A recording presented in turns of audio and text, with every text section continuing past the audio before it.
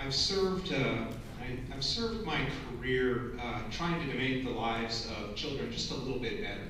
And I've had a lot of great partners and people along the way helping us make that accomplished in our community and across Oregon. So that's why I'm here today.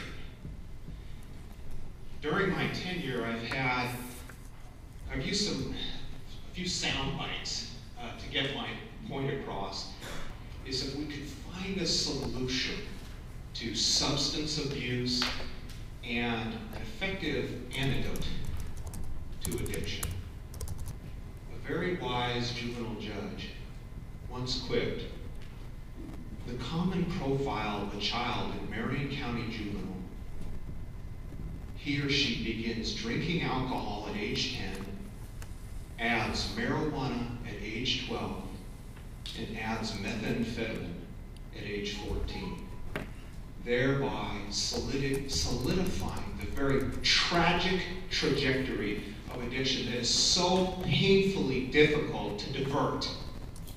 Take your fist and clench it, and then clench real hard, and then try and pull your fingers apart with your other hand.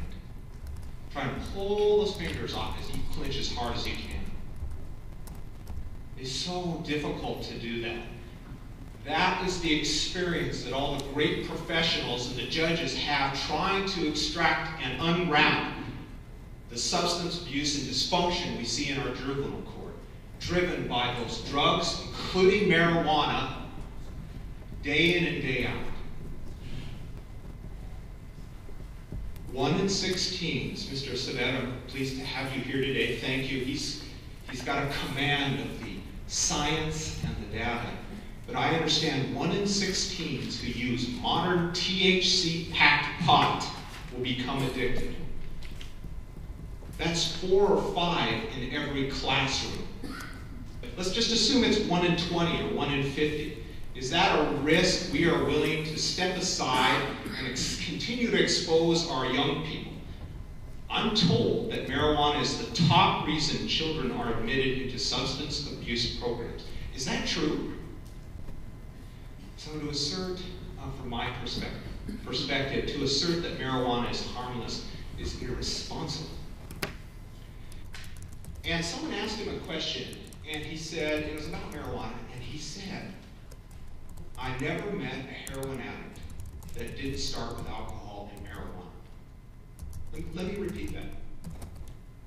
An experienced, seasoned veteran who works with drug addiction, heroin addicts, I've never met a heroin addict that didn't start with marijuana.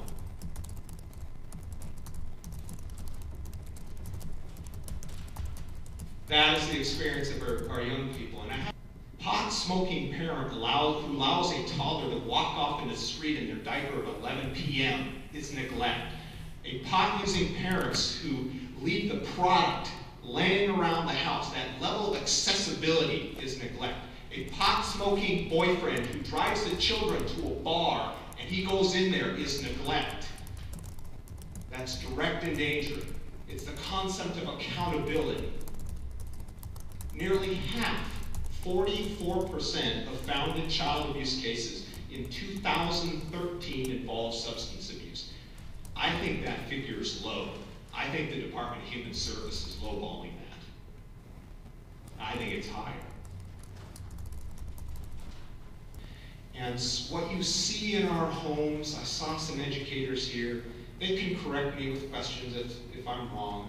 What you see in our homes is what you're likely to see in our schools. That's been our experience. That will translate, increased use will translate and fuel increased prevalence in the school settings, coupled with an irresistible market of marijuana indulgence. That's exactly the path that many of our kids would likely take. So, thanks for listening.